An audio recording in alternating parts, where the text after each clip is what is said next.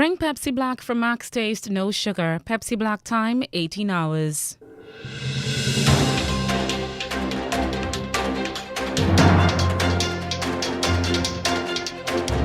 The news from Guyana, the region and the world. Compiled in the News Talk Radio newsroom and powered by DemeraraWaves.com. The news comes to you compliments of KFC. It's finger licking good. With the news, I am Ruth Wilson. Good evening. First, the highlights. The Ministry of Education and the Guyana Teachers Union say that teachers should elevate education officers. The United States is helping to stop the flow of drugs and illegal goods through Guyana sports. In the region, an archaeologist is searching for evidence that Amerindians once lived in an area of Antigua now earmarked for a special economic zone. Details of these and other stories, including international news from the BBC, in a moment. Hate to stand in lines? Don't worry. KFC has got you covered with their drive-thrus, which are open now from 9 a.m. to 10:30 p.m. at Movietown, Vlissingen Road, Mandela Avenue, Reading Hoop, Parika, and the Amazonia Mall. That's right, you can drive through at 6 of their 9 locations. Remember, their current opening hours are 9 a.m. to 10:30 p.m. Go on down and let your taste buds savor the spices today. KFC. It's finger licking good. And now for the news in detail. Minister of Governance and Parliamentary Affairs Gil Teixeira on Monday secured House Speaker Manzoor Nadir's approval to refer 8 opposition, a Partnership for National Unity and Alliance for Change, APNU-AFC parliamentarians to a committee to face possible disciplinary action.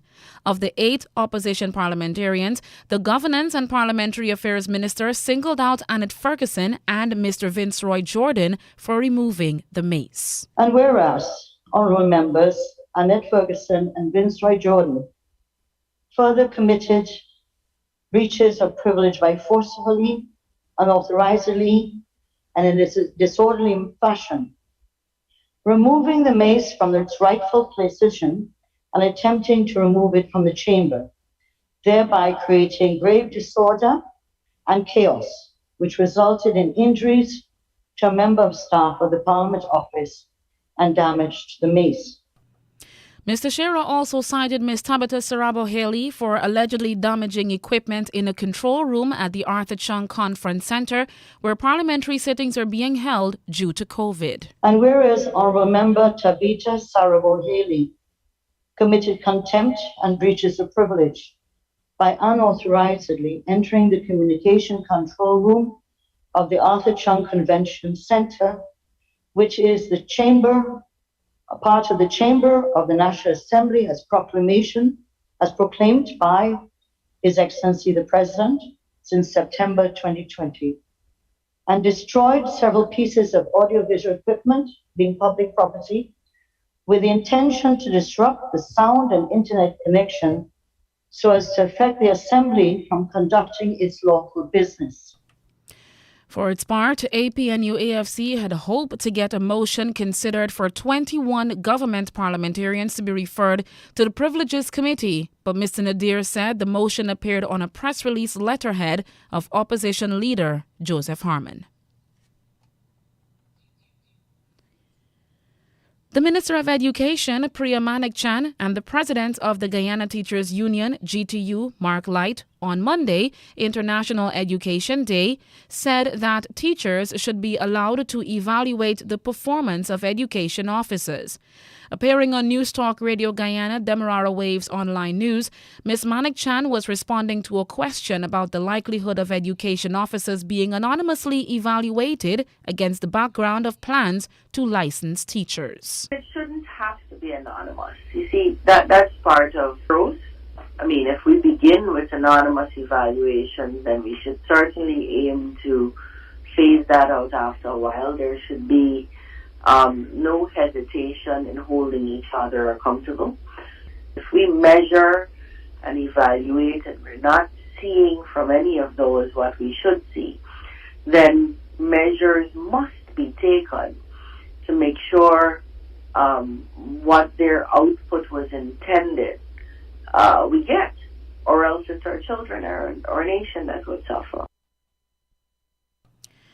And the president of the GTU, Mark Light, says his union will be proposing to the Ministry of Education that teachers will be allowed to measure the performance of education officers. We have some very good education officers and we have some extremely bad ones. And that does not augur well for the system if they are to supervise our teachers. And so we would like to see very much a system put in place where teachers can also play a role in assessing the performances. That has not been rolled out, and we will be putting that to the Ministry of Education going forward, that there is need for such to happen. We have education officers who do all manner of things within the system, and because there is no standard to which they are held, they get off with it. And so putting an appraisal system in place will keep them in check and allow them to provide that kind of professional support needed for the education sector. President of the Guyana Teachers Union, Mark Light. The United States, through the Department of State's Office of International Narcotics and Law Enforcement, INL, today kicked off a 6-month program to strengthen Guyanese port security and container control. The U.S. Embassy here says the United Nations Office of Drugs and Crimes, UNODC Container Control Program, in partnership with the World Customs Organization, is implementing the program. According to the embassy, the aim is to weaken transnational criminal organizations and deter the trafficking of illicit goods. Officials from the World Customs Organization opened the program with a 2-week virtual training course for members of port control units. The participants, who are drawn from the Police Force, Revenue Authority, Customs Anti-Narcotics Unit, Maritime Administration, and the Guyana Defense Force Coast Guard, are being trained in several areas. These include profiling, targeting, and inspecting containers, and the U.S. Embassy adds that this training will give them the skills to effectively detect suspicious and illicit goods and make sure goods departing Guyana have been properly declared and duties paid. UNODC's Container Control Program works worldwide to promote legitimate trade by enhancing container screening capacities. It provides training, equipment, and access to communications data and tools from the World Customs Organization. The program is part of the ongoing commitment by the United States to the security of Guyana and the region.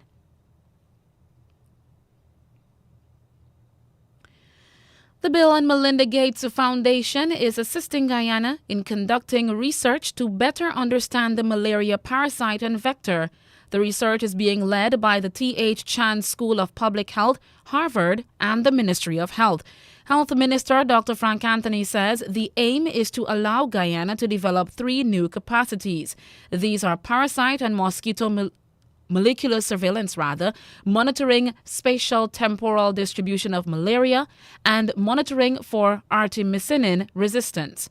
The health minister says that drug resistance monitoring is challenging for most malaria programs because of financial and technical resources. He says this has hindered Guyana's understanding of artemisinin drug resistance, whether it is absent, now emerging, or pervasive in Guyana. The research project will help to answer these questions.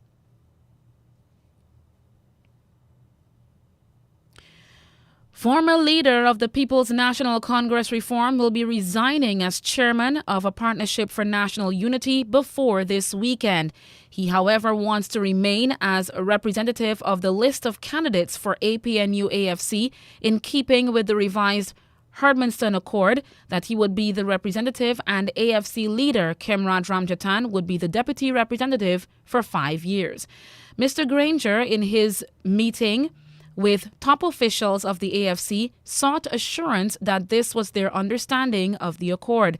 Well-placed resources say that he can resign as early as Wednesday after he meets with representatives of the parties that make up APNU.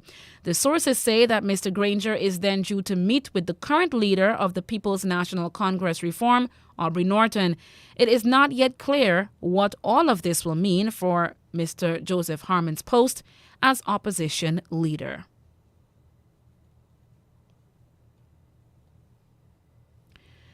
The Ministry of Health had decentralized its monitoring of COVID-positive persons who have been ordered to isolate themselves at home. He says that with more than 13,500 persons now asked to stay at home to avoid spreading the virus, it is difficult for the Health Ministry at the central level to monitor them. Well, as you can imagine now, the volume is quite large. So we had decentralized the monitoring of people, so each region has their own responsibility for monitoring the persons within their region. So they have been checking in on those persons. In Region 4, we continue to monitor, and we have the HEOC. They have staff set aside that would normally call to make sure that to get the status of the person, and if by any chance their symptoms are getting worse, to advise them to come to the hospital. But it is challenging because of the volume of patients that we currently have. Latest available figures show that 173 new cases have been recorded within the past 24 hours. There are 13,644 active cases, with 153 hospitalized. Of that number, 20 are extremely sick and are receiving intensive care. 43 persons have been admitted to several regional hospitals, and 101 are at the Ocean View Hospital at Liliendal. The death toll is now 1,138. Meanwhile, the health minister says that 420,591 first doses have been administered and 308,392 second doses have been given. You're still with us on News Talk Radio Guyana 103.1 FM on our YouTube page and Facebook page. It is 18 hours 12. We now turn to news in the region. A Trinidad and Tobago pharmacy expert has been explaining the global shortage of pharmaceuticals. This is due to the impact of the coronavirus pandemic on global supply chain movement of raw materials and finished products. More from Ayana Carter of TT News Online. The issue of drug shortages as a result of lockdowns and other problems related to COVID-19 has created constraints in the global medicine supply chain and in turnouts. President of the Pharmacy Board, Andrew Rahman, explained why the problem occurred and is ongoing. One is that the raw materials, which usually come from China, they are having two problems where the producers of the raw material, the factories that are producing it, either operating at half shift so that the factory wouldn't shut down totally if somebody was infected, or in some instances the factories seem to have been totally shut down. And then when the reduced quantity of items are produced, there's a shipping problem to get it exported to the manufacturer. And then when it reaches the place of manufacture, that place is also operating at half capacity. Even when the medication is produced, another problem, that of hoarding, comes into play, especially in relation to COVID drugs. Further, he said, when a decision is made to export the drugs, shipping issues are met. He explains that the problem was severe and even in the present has not yet been conquered. It's not even because they usually get in pharmacies, but they may mainly injectables because they were for people who would have been severely ill and need injections in hospital. So it was significant. And for critical drugs, to save people, at one time I was questioning whether the increased death even resulted from that scarcity. I think it will be in a cycle where some other things will start to go scarce. Mr. Rahman explains that some drugs can be used as a second choice for treatment, but in some cases, there is no alternative. Canada has decided to provide more than $40 million to Haiti, even as that country is being asked to resolve its deep-seated political crisis. More from the Canadian Broadcasting Corporation. Canadian officials used the virtual summit to pledge an additional $42 million in aid funding to Haiti to improve the country's security situation and other projects. Haiti's myriad crises, the violence, extreme poverty, and lack of a functioning government are deepening, leading Ottawa, Canada's ambassador says, to organize today's summit. A lot of people want to help. We have to make sure that help is responsive to the needs of Haitians. Canada announced $42 million in new aid funding, in part to strengthen Haiti's struggling national police. It's also calling on Prime Minister Ariel Henry to reach a political agreement with other Haitian leaders. An agreement would help establish stability, said Foreign Affairs Minister Melanie Joly, laying the groundwork for elections. Henry came to power following the July assassination of President Jovenel Moïse. Many Haitians question his legitimacy. It is really an existential crisis. Monique Kleska is a civil society leader seeking to usher in a transitional government. She's critical of Canada for organizing the summit instead of, she says, letting Haitians take the lead. We want to get out of this mode and get into a mode where social justice and where the Haitian voices count. That report from the Canadian Broadcasting Corporation. We now move over to Antigua. An archaeologist is trying to determine if an ancient Amerindian settlement dating back to several thousands of years ago may be lurking beneath the ground. Antigua Observer reports that archaeologist Dr. Reginald Murphy has embarked on a study of the area where developers are poised to create the country's second special economic zone. He says the area is abundant with colorful stories from the 17th and 18th century. He now hopes to unlock more secrets from the country's pre-colonial era and answer crucial questions about the intriguing people who called it home long before Columbus sailed past. The area's pristine, fertile landscape, which has never been thoroughly combed, makes it ripe for tantalizing finds linked to Archaic Age and Ceramic Age communities, he tells Observer. While concerns over the environmental impact of the vast 549-acre development between Jennings and Five Islands have triggered a vehement backlash, the site's possible historical significance has to date received far less public attention. The archaeologist hopes to find something of interest in a patch of mangroves known as the Flashes, which teems with marine life, as that would have been a huge attraction for the pre-Columbian people. A petition aimed at protecting Seaforth Beach and surrounding mangroves, which fall within the development, has now garnered almost 2,000 signatures.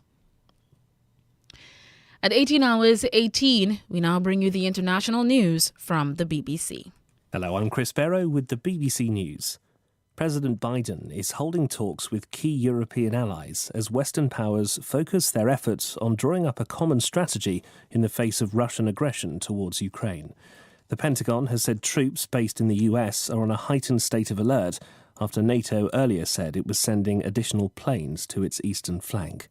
The Secretary of Defense, John Kirby, said they were prepared to contribute to the NATO Response Force, or NRF. Even as we continue to prioritize diplomacy and dialogue, we must also increase readiness. If NATO should activate the NRF, or if other situations develop, all told, the number of forces that the Secretary has placed on heightened alert comes up to about 8,500 personnel. The military in Burkina Faso says it has seized power. An army officer announced on state television that President Roch Kabore had been ousted and the government and National Assembly dissolved. The statement was signed by the influential Colonel Paul-Henri Sandaogo Damiba, who's believed to be the coup leader. Anne Soy reports. The coup leaders say it was a bloodless takeover of power. There was, however, gunfire around President Roch Kabore's residence before he was taken by the military.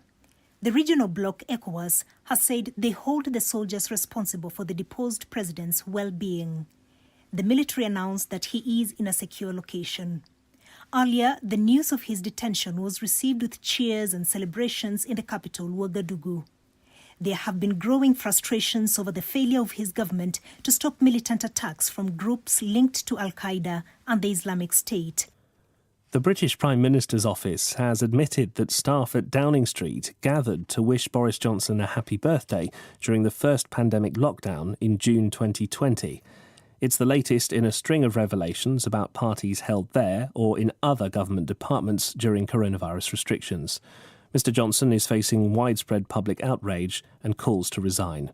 Keir Starmer is the leader of the opposition. We've got a Prime Minister and a government that spend their whole time mopping up sleaze and deceit, Meanwhile, millions of people are struggling to pay their bills, and we can't afford to go on with this chaotic, rudderless government. The Prime Minister is a national distraction, and he's got to go. A court in the United States has started hearing a civil rights violation case against 3 police officers involved in the murder of the unarmed black man George Floyd in 2020. The killing of Mr. Floyd by a white officer who knelt on his neck for more than 9 minutes led to worldwide protests over the treatment of black people. The 3 men now on trial have been charged for failing to stop the murder. This is the World News from the BBC. The president of Malawi, Lazarus Chakwera, has sacked his entire cabinet over corruption concerns. 3 ministers are facing charges, including the Minister of Lands, who was arrested last month in a bribery case. The Labour Minister has been accused of diverting COVID funds and the Energy Minister of meddling with fuel deals. Bob Dylan has become the latest artist to sell his entire recording catalogue, including any future releases. The deal with Sony Music is reportedly worth more than $200 million. Dylan, who began his career with Sony's Columbia Records in 1961, said he was glad all his recordings could stay where they belonged.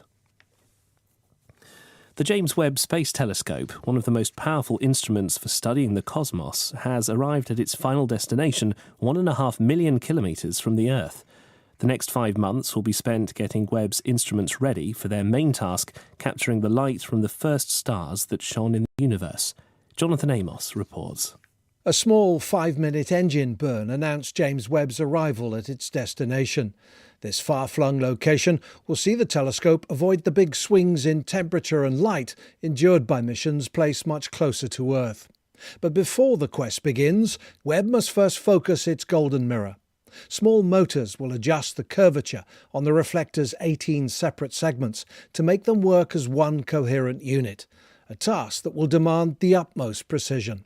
With instruments also having to be commissioned, we shouldn't expect the first pictures until June or July.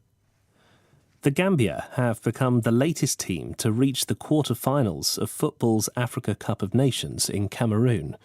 The lowest-ranked team in the tournament beat Guinea 1-0, thanks to inspired goalkeeping from Boubacar Gaye. They'll face either Cameroon or Comoros in the last 8. And that's the latest BBC News. And that's the news to the moment. KFC delivery is now available from the Amazonia location. For shore-based Little Diamond residents, call 632-0533, 632-0533, 6080-162, 6080-162, or 503-3591, 503-3591. That's KFC's delivery service from the Amazonia location. KFC. It's finger-licking good. To end the news, there's a recap of the highlights. The Ministry of Education and the Guyana Teachers Union say that teachers should evaluate education officers. The United States is helping to stop the flow of drugs and illegal goods through Guyana ports. And this just added, former leader of the People's National Congress Reform, David Granger, will be resigning as chairman of APNU before this weekend. In the region, an archaeologist is searching for evidence that Amerindians once lived in an area of Antigua now earmarked for a special economic zone. The news came to you compliments of KFC. It's finger-licking good.